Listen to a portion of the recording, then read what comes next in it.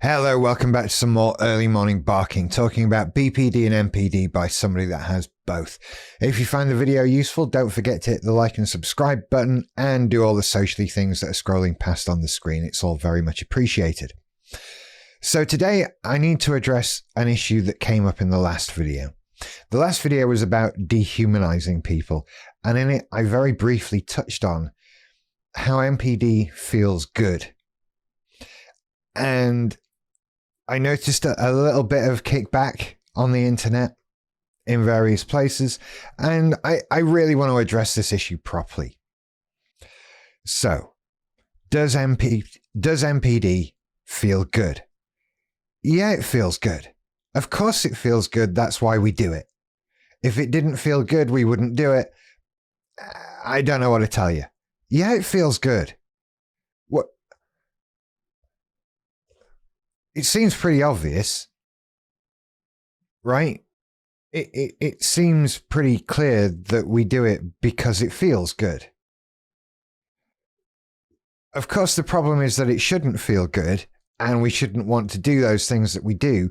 But the fact is, yeah, NPD feels good. Now, you might have figured that bit out already. Especially as I'm probably going to call this video NPD Feels Good. If you missed that one, then I can't help you. What's important is why. Now, it's important that you see NPD as a very protective disorder, right? It is there to make us feel better about the things we feel bad about. And that is why it feels good. Let me give you an example. A classic NPD thing to say. Look what you made me do. We can apply that to any particular context you might like. Look what you made me do. That's a very narcissistic thing to say, implying that somebody else has control over your actions, implying that they've made you in some way, given you no option but to do whatever it is you've done. When really that's not the case. That's never the case. There's no reason to ever say, look what you made me do. But we'll say that.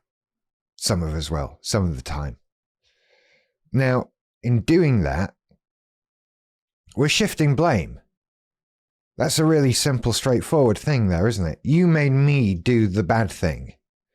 Therefore, I am not responsible for the bad thing. You are.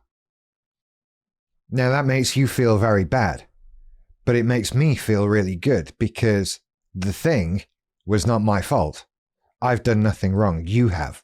You did that. Look what you made me do. Therefore, I feel better, right? Maybe in my particular case, I feel bad about how I'm doing professionally. Maybe I don't think my business is doing as well as it should. Maybe I'm not as popular as I want to be. All these kind of things. So I big myself up. I allow people to think that I'm bigger and better than I am, that I'm doing better than I am, because it feels good. If everybody thinks I'm doing better than I am, then that's pretty much the same as actually doing better, isn't it? I mean, you get all the same results, the same adoration. Maybe you don't get exactly the same results. In my case, there's some very important things that are missing there. But you still get a narcissistic feed. You still get that adoration coming from outside, telling you that you're great and amazing and good. And that makes you feel like you're great and amazing and good. There's only, even if you don't believe it, there's only so much of that you can hear before you do start to believe it, right? And so narcissism feels good.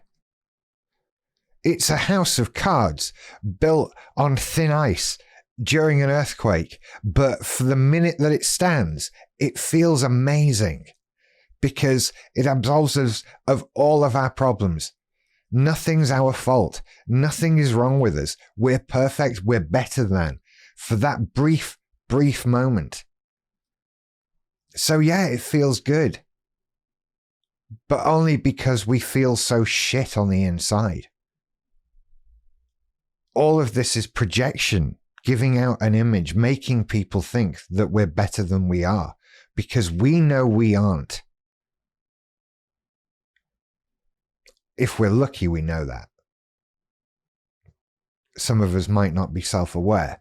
We might be buying into our own bullshit. But if you're self-aware, if you know that you're doing this, if you're looking up narcissism videos on YouTube, reading books about it, joining Reddits, whatever, and you know that you might do this, then it's because there's internal pain. I don't feel like I'm doing as well as I should, so I need to put up this. It's not a barrier. It's like camouflage.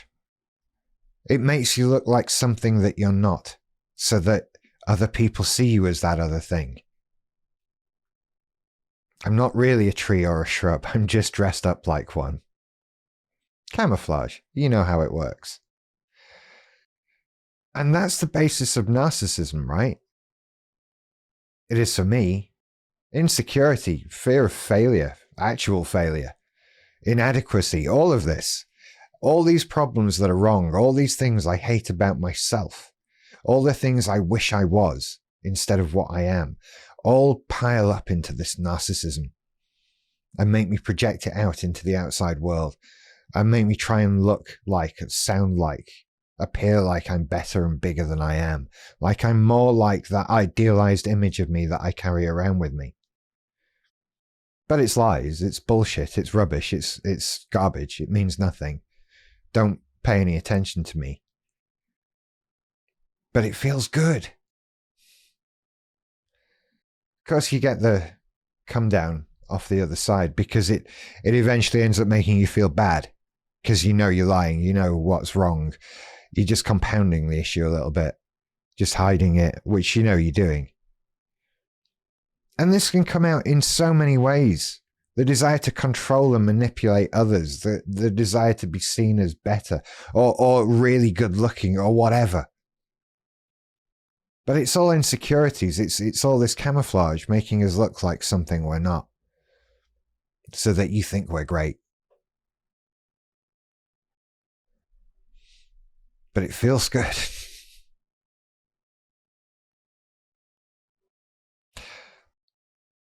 I know we shouldn't do this, right?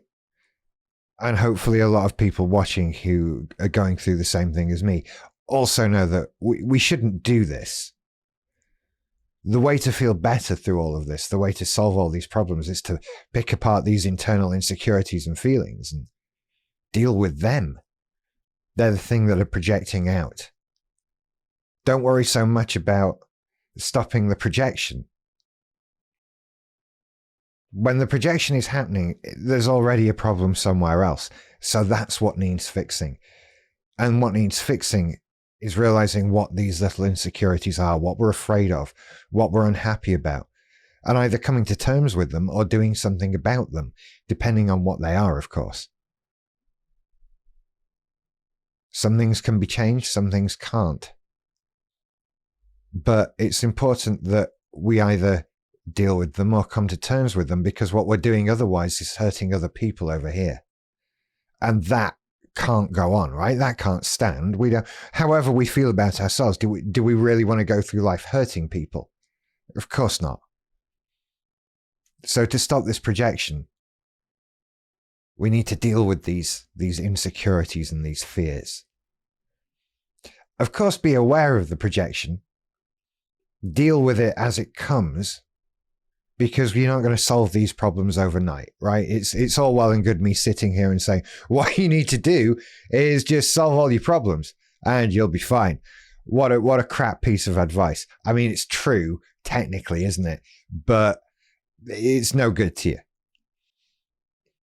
But if you've come this far, you know you're doing this, right? And you know why you're doing this.